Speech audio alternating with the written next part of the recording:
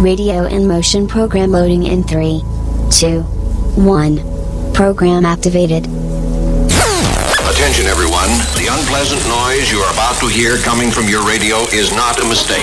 Okay, first things first, what is your name? This is Big Sonny playing the best of the 90s and beyond. Are you ready for this? Yeah. Radio in motion. Please do not turn off your radio, but turn up the volume on your receiver as high as it can go. All right, here we go. Radio in motion.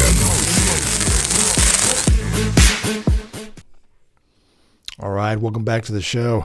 Thanks for joining me tonight on our 90s summer, going back to the 90s when things just felt a little bit better. The world was always crazy stuff happening now, crazy stuff happening back then, but the difference was I didn't know about it at every minute of the day because when I left a group of friends or people or anyone that might have been talking about that or my television at home, I wasn't inundated with that information on my phone. Just saying, a little bit of a happier time. All right, but right now we're going to have another episode of The Ugly Truth, and the ugly truth is Netflix, starting out such a small, innocent company, renting DVDs and sending out DVDs back in the 90s, is becoming a huge studio juggernaut. I should have actually said first what company that started out small is turning out to be that you would have thought talking about that might have been Disney. And yes, Disney is its own huge media juggernaut, acquiring obviously the Star Wars IP and Marvel and then 20th Century Fox. And yes, it in its own right is becoming the actual empire. But I tell you, Netflix is going to, have Disney on the run with their, again, more than likely it's going to go through, but its proposal is to acquire Warner Brothers. And Warner Brothers, much like the other studios, Paramount, 20th Century Fox, so many movie studios throughout the years having such a huge catalog of film and TV history. So, and acquiring Warner Brothers, as we're going to chat about, it's a bit of a double-edged sword, especially when we talk about Netflix. And I think, I'm not saying Netflix is bad. I think they put out a product and they mean to entertain, but it's just a little bit different from the way I think of Netflix movies and how they want to make movies compared to how I suppose a pure film with the intent of telling a story and the art behind it. Again, it's just a little bit different. But yeah, first of all, talking about them acquiring Warner Brothers, that is a huge, history. Not just movies, TV, Looney Tunes, and yeah, movies, The Matrix, Harry Potter, HBO legacy content. That's another one that's interesting. Who would have thought HBO is the ruler of home box office entertainment. And then, yes, HBO didn't, just stop at showing movies. They started to make television, good television, obviously. If anyone knows about, some of the best, real drama, movie quality at home, you think of HBO. Well, again, so they're going to be rivaling them and having HBO legacy content. So yeah, that's huge. That's of huge value, not only in the film history, but cultural prestige, and the presence of that, and the influence of something as big as Warner Brothers. And yeah, how does Netflix, preserve that, manage that, the sort of physical digital archive? Does it all just go on to streaming? I think that's huge when we just talk about the fate of physical media. So again, Netflix and I talk about Blockbuster. If you know, you know. So those who remember Blockbuster, for others that have to look it up, well, look it up. Blockbuster was the end-all be-all of renting home, taking the movie home after it was out in the theater, renting videos, and then DVDs, physical media. And, it's funny with the downfall of Blockbuster, again, I feel like it would have been interesting if somebody at Blockbuster could have seen the writing on the wall, because they already had the name. They were in every town in America. Blockbuster is where you went to rent a movie, period. And imagine if they had taken that, idea and turned it into the original streaming platform. Because again, it just starts with a name and an idea. It could have been blockbuster.com. And instead of Netflix, it just could have been Blockbuster. And yeah, instead of a physical store, even if all the physical stores closed, they could have pivoted to the streaming world. But yeah, that's all gone. Physical media, again, is sort of under threat. And again, a lot of you are probably happy. I don't want to own DVDs. I don't want to deal with that. I don't want to store all my DVDs. And again, I'll get into that when we talk about physical media. Streaming is not something you own. You're just perpetually renting entertainment. And if you're fine with that, then you're fine with that. But I suppose I'm talking to those who still like the idea of you don't mind shelling out your money. I'll pay for a DVD or a Blu-ray. It's a good quality. And once I've given my money to that product, the movie company, the DVD makers, everyone got their money. They should be happy. But now I do own it to watch as much as I like, where I like. And unless somebody breaks the DVD or steals it, it's not going to go anywhere. So, the idea of sort of the fate of physical media, Warner Brothers, has historically been, a leader in physical media, and even like collector's editions and 4K restorations. And look, Netflix has never shown any enthusiasm for physical distribution. Obviously, that's not their thing. Their thing is streaming.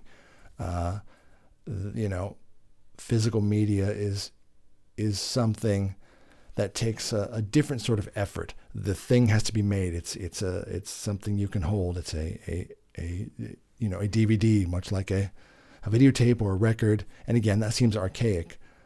But when the idea is just, giant warehouses of servers, that is much easier to scale up and scale down. I get that. But, I think for consumers, physical media remains the only permanent version of the film. And whether you have Netflix or Disney or Prime, and again, that's the other thing. There's so many out there. Some might be happy to say, well, if Netflix gobbled up them all and I just paid the one subscription, I'm happy with that. And again, if that works for you, then that's fine for you. But even if you had just the one platform, and again, I don't like the idea of that. I don't think a monopoly on anything is good. Call me a good old-fashioned capitalist. Healthy competition creates a better product. I just believe that. And if it is just Netflix, or if it ends up just Netflix and Disney, so everything's there. And by the way, they would raise their prices. I think, consider that deals are always changing. This deal, is in the now, but even Disney, they have Star Wars at the moment. They have Marvel, but I'm going to be honest, that certainly may change. That may be something that, because Disney especially has ruined the Star Wars IP, and frankly, they were given something with a built-in audience, and they have consistently lost money on it. As in, it's not getting a return on their investment. The billions, given to George Lucas, he's smiling. He doesn't care. That's becoming a loss for them.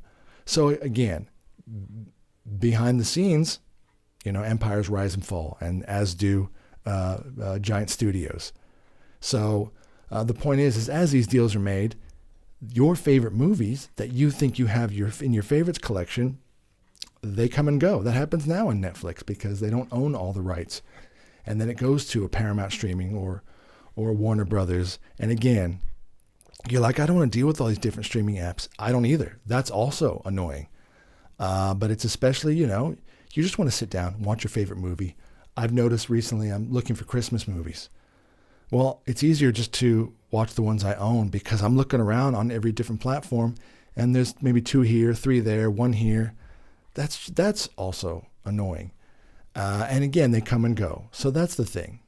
You won't own any of it. You're just renting it. And you're renting a library. Let's say it is physical media on a shelf on the wall. Well, someone comes and moves them and throws them away every once in a while. Maybe they put another one back, maybe they don't. So if you like that, that's for you. But for someone that wants, you're passionate about a film, I want to watch it when I want. Maybe I've got some friends coming over, we're going to have a movie party, and they go, oh, do you have this? No, I don't. I don't own it. It's on streaming. Oh, and it just left. Can someone bring it over? Again, just saying, if you're a huge film buff, movie buff, that structure doesn't work for me. So yeah, physical media just remains the only permanent version of films. And again, not to get too nerdy, there's ways around that. If you're not super nerdy, find a friend who is. You can still turn those DVDs. You've bought it. You own it. You can still, rip it into a file. That just means it's the same thing, but it's on a hard drive. And it's not that hard. Like I say, if you own it, you have the good quality DVD, but you don't want to constantly, I get it. They don't really sell DVD players unless it's a PlayStation or an Xbox these days. So that's annoying right there. But there are ways around that. And no, I don't mean anything about pirating or downloading. You own the DVD. You can turn it into a media file and you can create a library. There are some great applications out there. Plex Media is a great one. So really, you create your own Netflix. And yes, it can all fit on a hard drive. If you're super paranoid like me, you back it up a few times. Again, I know that's getting a bit too deep for some people, but for a lot, it's not. There are ways to also make physical media that you still own a little bit more quickly accessible and tech savvy, rather than actually grabbing the DVD and putting it in the player. So again, already I think there's still a huge consumer cohort that likes their physical media, and something like this, like Netflix, that is not their model. It will certainly affect such a huge library that they're going to acquire from Warner Brothers. And not necessarily just the big, controversy about streaming versus physical media. This is also about the idea of Netflix compared to an old-fashioned movie studio. So, studios today, they still, even after COVID, I'm hoping there's more of a comeback in that, they do have a partnership with theaters. Everyone gets a piece of that. But the point is there's still a theater release. I'm old-fashioned. I think it's more of an experience still to this day to watch a film. Again, a lot of people put their heart into this film. The writer, the director, the actors, everyone who fetched coffee on the set, the carpenters, the builders. My goodness, it's like a small country makes movies these days. But I think they get rewarded from that, and the audience does, when it's shown on a screen with a huge audience. Even if you're at home and you have the best home cinema ever, unless you live in a mansion, you're just going to have 10 or 20 friends over, usually probably 3, or just, frankly, just you. You alone, or you and your family, or you and the dog. It's not the same as sitting in a theater surrounded by friends and also strangers. It's fascinating. You don't know any of the other people there, and you're watching the same film. Sometimes you react the same. Sometimes you react different. Sometimes someone screams, or someone giggles and someone frowns. The point is it's amazing when you all have the same reaction. That means everyone on the screen did their job. They moved you to tears. They made you laugh. They frightened you. And you're getting that human experience with so many other strangers. What can I say? It's an awesome thing, and I enjoy it. And I feel like that is also under threat, because that's not what Netflix does. Netflix wants to release their movies in your home. And you're like, well, that's the way of the world. Sonny, get over yourself. It's called Uber Eats. It's called, Amazon, door deliveries, and movies at home. This is the world. Get over it. I think I like it as an option, as long as there's always still an option to have the cinema experience. And yeah, Netflix business model is built around sort of the fast pipeline, make content, put it on their platform, keep subscribers, content. And that's also another issue. A movie may be and again, I'm sorry, there is a difference between Netflix movies, even if they've poured money into it. Netflix movie, unfortunately, it tries to please everybody because they're looking at algorithms rather than just someone has a story, they want to tell it, and then someone says, I can bring that to life, and then they find a person to act it out, and on and on. A movie can take years. And I don't just mean one that has a lot of CGI. Just a movie with amazing drama can take years. And then once it's out there that someone's poured their heart into, they're not looking at the numbers and the timeline. Yes, there's backers to the movie and the money people, but I'm just saying a movie to be released is not how a Netflix content movie is released. And, taking over Warner Brothers, I think could also shorten the theatrical window because, they don't want to release it, but they still might because they're like, okay, we get it. We've acquired this. There's an expectation.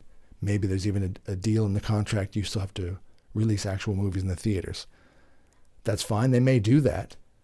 But I tell you, they will engineer a way to shorten the time. I think movies already don't last long enough at the cinema because they want to get it right to streaming, skipping DVD practically and right to streaming. And that's a bit sad. That means a wide enough audience doesn't get to see it. It won't be released at as many theaters and for a shorter time. I also believe, and even crappy movies or a movie that may have potential, if the word gets around quickly that, a lot of people didn't like it and it's bad, it's not given time to grow. As in, I think there are some great movies that get a bad rap because, again, social media like wildfire affects it, and then they say, let's just get it out and move it right to streaming. I think if this was around in movie history in general, some of the most amazing movies that you call classics may have been called stinkers because, it didn't allow word of mouth to get to a wider audience. So yeah, I think there'll be fewer wide theatrical releases and more Netflix branded streaming first projects. So it'll just be straight to streaming. And yeah, that does affect theaters, less variety, fewer sort of prestige releases, and even possibly fewer mid-budget or lower-budget films. By the way, those are also the films where some of the best known filmmakers today, whoever you want to call it, Christopher Nolan, Steven Spielberg, all started small because someone took a chance on them. So that's the other thing. Independent films are just the filmmakers who are finding their way before they probably hit it big. And those are some of the best movies ever. So yeah, I just think it would also sort of reshape audience habits and more people will skip the movies entirely. Look, there's a lot of other factors around that. I'm not going to blame the theaters. They have to make money too to survive. It's a building. There's people there, and I think yes, the prices are getting higher. So yes, the Modern Family, and I've heard this specifically from people with a family. They weigh up especially how good a movie is. So again, this is the problem. It may still be a movie you enjoyed, but if you look at the ratings and it's not that great. I got to take the whole family out. By the time I get everyone popcorn and a soda and pay for the movies, they're leaving there. It's $80. It's $100, and that's not joking. So they go, or tell the kids to wait. Again, a month now, which is month and a half. Wait for streaming. We already pay for that streaming, Netflix, Disney, whatever it is, and we'll just watch it in the comfort of our own home. I'm not going to knock that works for some families. So that's also something endangering theater releases already. I just think Netflix will compound that even worse. And yeah, it is amazing if you think about Netflix, starting in 97, and in 2007, only just pivoted to streaming at that point. Now it's becoming, a fully sort of, a vertically integrated studio rivaling Disney and Universal. And this takeover would really sort of complete that transformation. Netflix isn't like a disruptor anymore. They are established. This will make them a studio that, to me, the word Netflix won't roll off the tongue as easily as Warner Brothers and Paramount and Universal, United Artists. You remember them?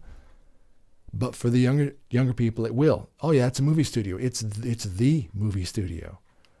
So yeah, it's kind of it's an interesting movement here. I think the company that once challenged studios now is going to be one of the biggest. Right there, that is an interesting story. I won't knock that. But this is also a throwback.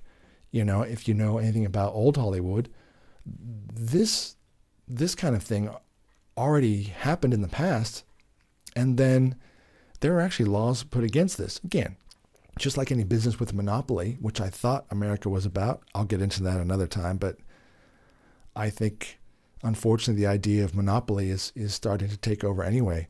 There used to be a lot of stores. Now there's just one store, Kmart. And in America, it's Walmart. It's just the one store. Where do you go? I go to Kmart and I buy things. I don't think that's good. And so back in the day, Hollywood studios, they sort of owned everything. And this was, I think there was a Paramount decree in the 1930s, 40s.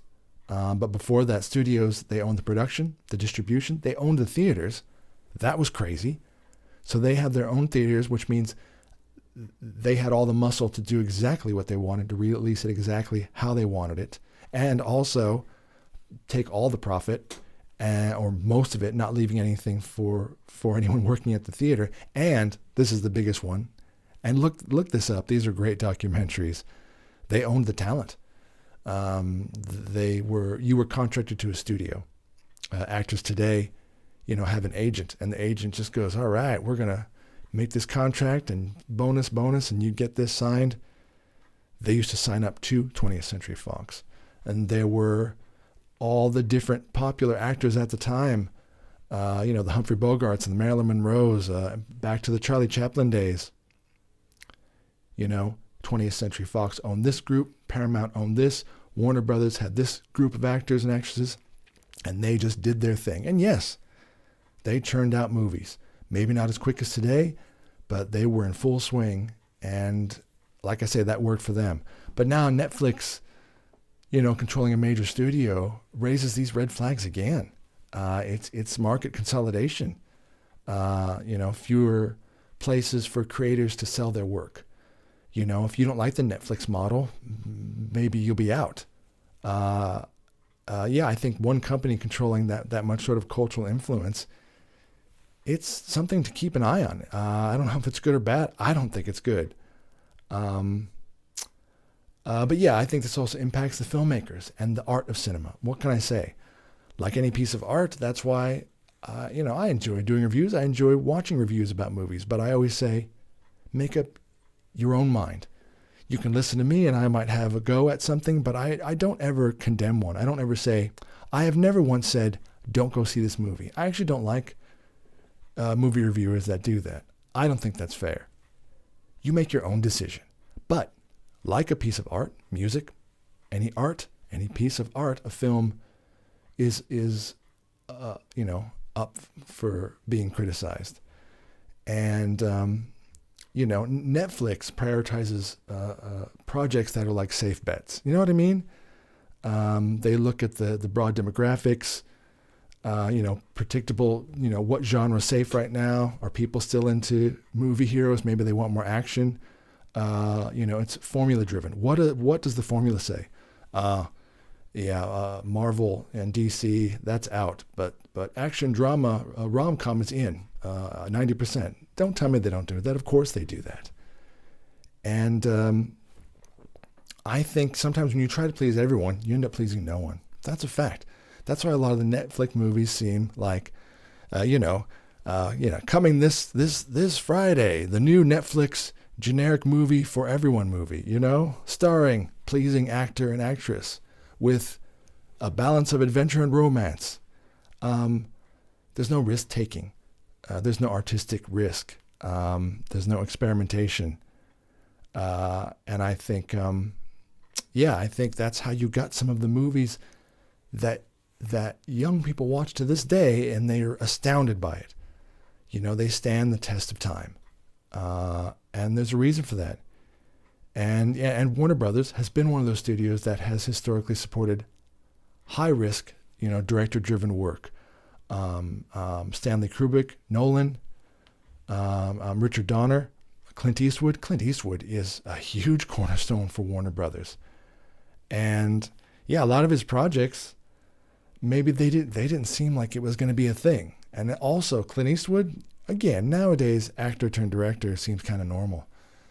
I think he was on the cusp of in the days where it's like, oh, you're an actor, you should stick to that. Who's to say you're a good storyteller? So that's about chance taking. And it turns out it can be hit and miss. And Clint Eastwood movies has maybe some misses, but he has had a good run. So risk taking is out. So the art of film is out. I don't like that. You know, and will Netflix sort of maintain that tradition, or will they just streamline everything? I think they'll just streamline it into a data-driven product. And yeah, physical media still matters. I think movies also can be altered and censored or removed entirely. I don't like that one bit, even if it's done by the creator themselves. And yes, I call out George Lucas for that. You know, sometimes, God love him, you made the product, stand by it, unless it was something. And again, it wouldn't be. It would have never been released if it was something wrong, morally or something or whatever. So it would just be an artistic decision. And Lucas, you know, when he started messing with his own product, Star Wars, it was kind of cute when in the late 90s, I think it was 97, re-releasing the originals, and he threw in CGI to sort of say, oh, look what's coming, you know, before he made the prequels. I get it. It was really just a big sort of marketing spin. But I don't like those versions at all. I'm sorry. Stand by the product you made. By the way, the original Star Wars coming out in 1977, you show that to a young person these days, I still say they won't be able to tell that from a modern, full action, you know, special effects movie. Or they'll just say, oh, again, if they have no concept of when something came out. There are movies like that stand the test of time because of the high quality. And so, yes, sometimes directors are their own worst enemy. But I hate that when an original, because of streaming, because you don't own it, and I own the originals, Lucas can't come to my house and go, hey, Sonny, I'm not liking this. Hey, can I get this and start splicing it? You own it, you can watch the one that you enjoyed forever. But with streaming, when it's digital, they can alter whatever they want, and not always for the better, usually for the worst. So yeah, physical media is the only stable way also to preserve film history. Sorry. Film history is a huge also part of Hollywood. I thought, Turner Classic Movies, I thought that was the thing, is that there used to be a time when in the 90s, and I'm sure it's still going on, but there were films that were going to be lost because film itself is a fragile thing, you know, whether it's, you know, photography film or movie film. It is still a physical thing, and it just like if you've ever seen a videotape or a cassette tape, it starts to rot and go to the wind. They would have huge warehouses, all climate controlled, and that's fine as it just sits there, but someone has to take it out and run it one last time to transfer it to digital. So, you know, again, it's about preserving that history and not altering it. So yeah, I think in general, those are my thoughts, and I'm having a lot of questions, and I'm very weary about Netflix becoming such a big studio like Disney, and they're already in the movie making business, but I don't think the people in charge of Netflix are passionately into the art of film as much as they're passionately into content, because that's who they started as and that's who they are now. We're a platform that just has content. Now we're a platform that makes content. But I suppose, you know, like anything, you have to learn to walk before you can fly. You can't fly into flying. And dare I say, they never really earned the right to be in charge of films.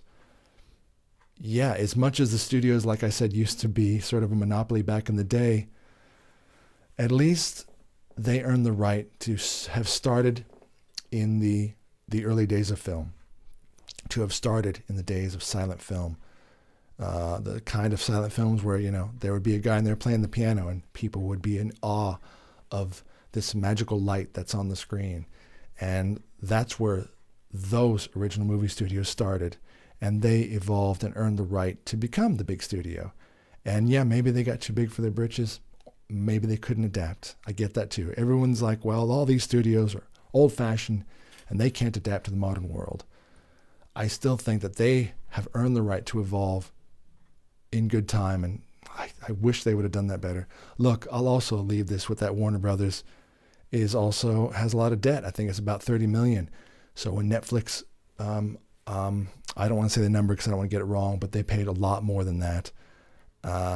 They're in debt, so obviously Netflix buys that debt as well, but it's up to them to try and turn it around.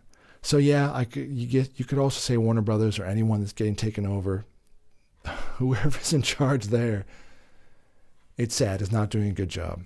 And I don't know. I believe in healthy competition, and Netflix and Disney. If you only end up with 2 studios and 2 stores to shop at, variety is the spice of life, and this doesn't sound like variety. All right, folks, that's it for me on my rant about the Netflix takeover of the world, along with Disney, and then they'll fight it out one day. There'll be a war. Can't wait for that. All right, more great music up next on our 90s summer. You're listening to 99.3 FM. This is Radio in Motion.